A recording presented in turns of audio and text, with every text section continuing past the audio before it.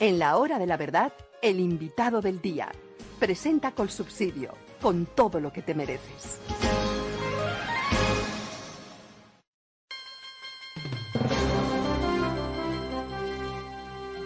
Doctor Rafael Nieto Loaiza, muy buenos días. Doctor Londoño, muy buenos días para usted y muy buenos días para todos los oyentes de la hora de la verdad. Bueno, doctor Nieto, el gobierno de Petro viene muy mal. La situación del país es dramática. El problema de la seguridad, el problema del narcotráfico, la economía en una crisis sencillamente pavorosa, cero de crecimiento. Y entonces Petro hace cambio. Petro hace cambios en el gobierno. ¿Qué opina usted de esos cambios y de esas nuevas figuras que llegan a lugares claves del gobierno nacional? Doctor Londoño, yo creo que hace parte de un proceso de radicalización de Petro, que creo que se refleja tanto en el discurso como en las acciones, y que acentúa su giro a una izquierda radical, a una izquierda extrema. Una de las tácticas en la radicalización es barrer con los técnicos del gobierno y nombrar leales. Y lo está haciendo de manera sistemática, doctor Londoño. Mire usted, por ejemplo, que finalmente consigue la renuncia del director del Departamento Nacional de Planeación, Jorge Iván González, el último de los moderados nombrados en el inicio del gobierno, y nombra ahí en planeación, que es quizás el organismo más técnico de todo el Ejecutivo, a un activista de izquierda, antiguo sindicalista, a quien se acusa en parte de la debacle financiera de las empresas públicas de Cali, que no es economista, que no tiene ninguna experiencia en el tema, al que incluso hay quienes vinculan con el ELN como director. ¿Cuál es el mérito de Alexander López? Ninguno. Ninguno distinto a ser un hombre de izquierda extrema y leal a Petro. Lo mismo pasa en la dirección de presupuesto del Ministerio de Hacienda. Quizás la otra sección del gobierno que por definición requiere altas calidades técnicas. Ahí estaba Claudia Marcela Numa, una funcionaria con 20 años en el ministerio, y nombra ni siquiera a un economista, doctor Londoño, sino a un contador que tiene por exclusiva credencial haber hecho parte de la unidad de trabajo legislativo de Gustavo Bolívar en el Congreso, y que recién posesionado dijo que sabía, y voy a citarlo aquí textualmente, un poquito del tema. Y finalmente en el Departamento de Planeación de Protección Social, en el DPS, Prosperidad social. De prosperidad social, que es mucho más importante que el grueso de los ministerios y que tiene mucho más presupuesto que el grueso de los ministerios, porque es la columna vertebral del sistema de subsidios del Estado. Nombra a un libretista de televisión, a Gustavo Bolívar, que ni siquiera es universitario y que tiene por único mérito haber quebrado sus propios emprendimientos, no pagarle a los proveedores, hacerle trampa al sistema eléctrico nacional y en algún caso de los impagos haber conseguido el suicidio del acreedor impagado. Y si usted se va a Ecopetrol, también cambió los requisitos para ingresar a la Junta. En todos los casos, por supuesto, los cambios en los manuales y en los requisitos es para reducirlos, no para aumentarlos. y para que puedan llegar finalmente a esos cargos personas que, como en el caso de Bolívar, ni siquiera son universitarios. En el INVIMA pasó algo parecido. Uno de los requisitos para ser director del INVIMA era que se requería ser médico o tener algún tipo de formación en salubridad. Ahora puede ser un filósofo el que sea quien ocupe esa dirección. Yo repito, es al final un ejercicio en el cual se desprecia a la tecnocracia y se nombran leales en esos cargos. No creo, insisto, en que sea gratuito. Me parece que lo que está buscando Petro es que haya quien cumpla con lo que él ordena sin ninguna capacidad para cuestionarlo y que tenga la disposición ideológica de adelantar una agenda de extrema izquierda. Eso por un lado, doctor Londoño. Por el otro, acentúa el control por parte de exguerrilleros de los organismos del Estado que cumplen funciones de inteligencia o que controlan información sensible de los colombianos. En la Unidad Nacional de Protección está alguien que era del M-19. En Migración Colombia, alguien que era del M-19. En Función Pública, la entidad que supervisa el funcionamiento interno del Estado y determina quiénes cumplen o no los requisitos para ser parte de él, un exintegrante del M-19. Y finalmente en la Dirección Nacional de Inteligencia ha tenido siempre a alguien del M-19, antes a Manuel Casanova, ahora a Carlos Ramón González, que saca del DAPRE porque volvió la inefable Laura Sarabia y que nombra ahora en la Dirección Nacional de Inteligencia, después de que sabemos que en esa dirección ha habido una purga de los agentes de inteligencia con muchos años de formación, nombramientos de personas, algunas de ellas también del M-19, y uso de gastos reservados para operaciones como el pago de los 30 millones de los que hablaba Álvaro Leiva en una supuesta extorsión en la cual el extorsionador en realidad dice que había una operación conocida por Leiva, una autoextorsión, para mostrarlo como víctima en todo este ejercicio tan caótico y además tan maloliente que ha sido el nuevo contrato de los pasaportes. De manera que uno ve una colonización de los organismos de inteligencia y de los otros órganos del Estado que, repito, manejan información sensible en materia de seguridad y en relación con los datos de los ciudadanos por parte del M-19 y por el otro la salida de los tecnócratas y el nombramiento de leales, doctor Londoño. Es claramente preocupante.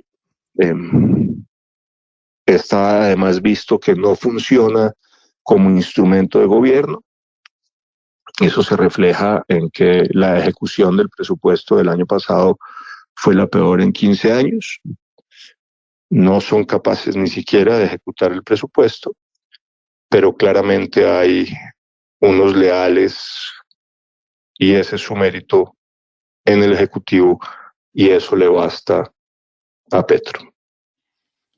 Bueno, el caso de Ecopetrol hay que destacarlo porque Ecopetrol acaba de presentar su balance del año pasado con 9 billones de pesos menos de utilidades.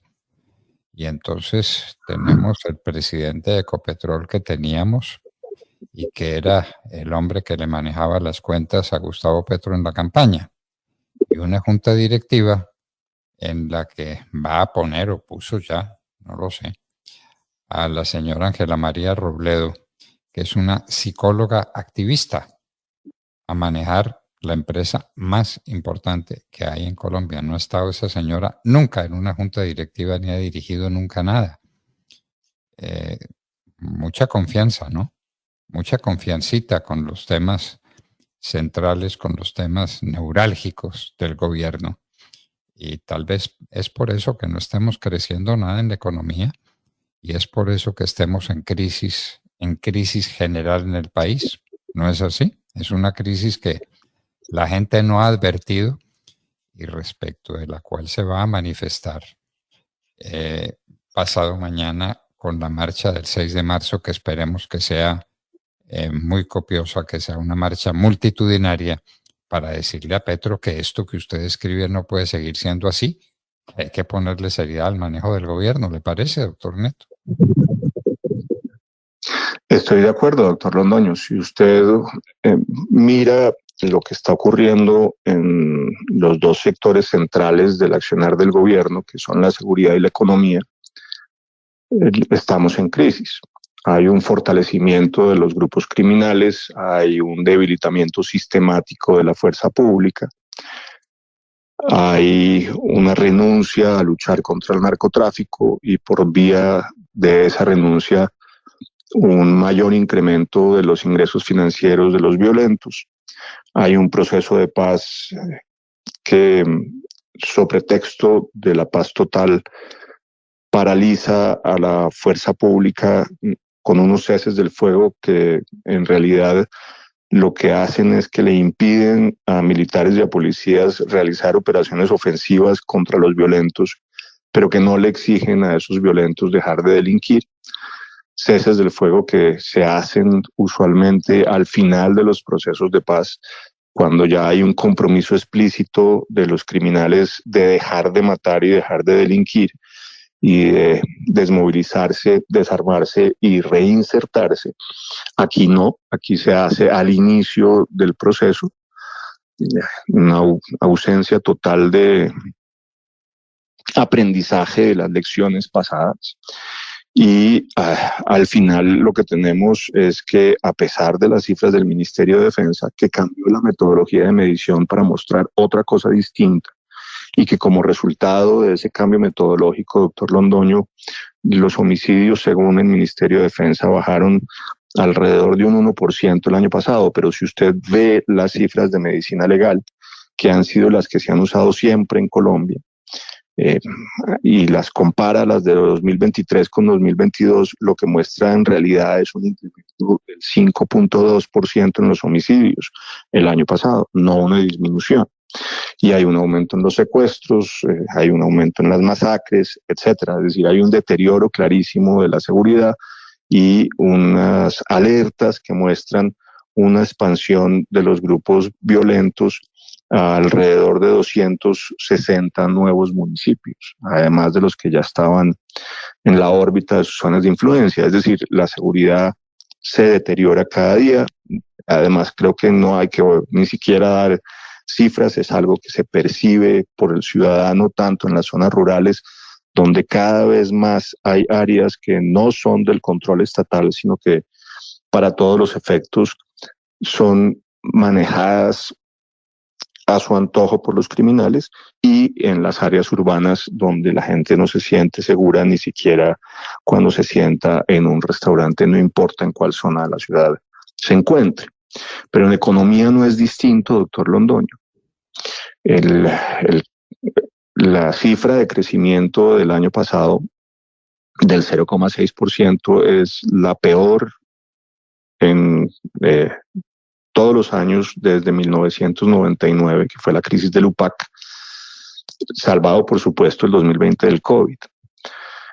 Y apenas con 2 años diferentes desde que tenemos estadísticas, que son el 43 en plena Segunda Guerra Mundial y en la crisis mundial de los 30.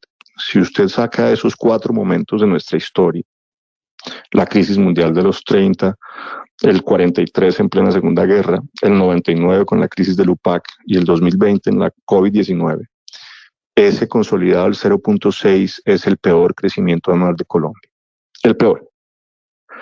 Está además por debajo de la estimación más baja que habían hecho los expertos, que era el de la CEPAL, que creía que crecíamos al 0.9%, este 0.6 aún peor.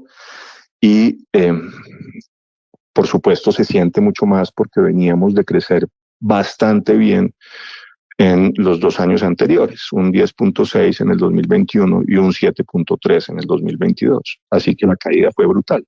Si usted pasa del 7,3% del 2022 al 0.6, se da cuenta de lo que ha ocurrido.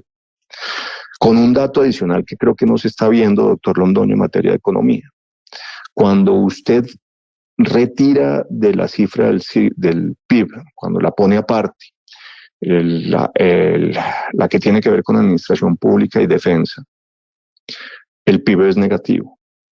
Es decir, para todos los efectos, el sector privado decreció por tercer trimestre consecutivo en el último trimestre del año pasado y estamos en recesión. Lo único que nos salvó de la recesión nacional fue el aporte de la administración pública y la defensa. Así que el asunto es verdaderamente grave. De los 16 sectores monitoreados, 13 cayeron, están en negativo y están en rojo. Eso incluye la venta de comercio minorista, que tiene la mayor caída anual desde que se tienen registros comparables, la producción industrial, la construcción, el grueso de la producción agroindustrial fue negativo. En fin, por donde usted lo mire, es muy, pero muy malos los resultados, son muy malos los resultados de la economía.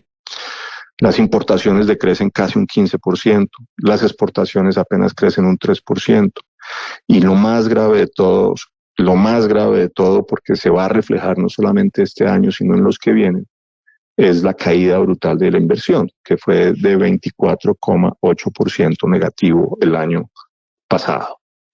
Y eso supone que no vamos a tener capacidad para crecer en los años que vienen hacia adelante. Finalmente, la inversión es lo que permite el crecimiento hacia adelante, hacia el futuro. Pues si tienen una caída del 25%, claramente eso te va a terminar reflejándose en muy malas cifras de crecimiento en lo que viene. Y eso también al final se está reflejando. Finalmente, siempre aquí hay un desfase en el tiempo, se refleja después, pero ya se está reflejando en un aumento del desempleo. Y por eso tenemos un 12,7% de desempleo en enero de este año. Ya estamos de nuevo en cifras de 2 dígitos. Y una informalidad dramática, ¿no? Una informalidad dramática. Es una cifra en el 56. Que es una cifra que el DANE oculta, trata de no darla, pero la cifra de la informalidad es dramática. Doctor Rafael Nieto Loaiza, como siempre, inmensamente agradecidos con su participación y con esa cátedra fantástica que usted nos da de tiempo en tiempo.